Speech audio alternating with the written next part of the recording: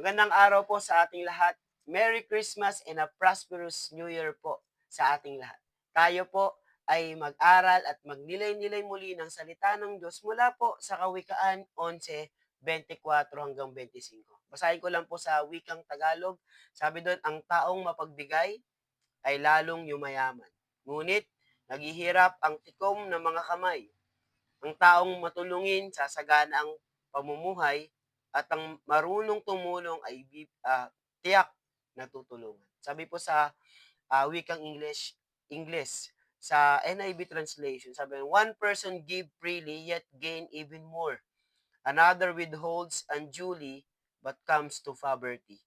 A generous person will prosper. Who refresh others will be refreshed. So today po, pag-uusapan po natin in the principle of generosity. Ano nga po yung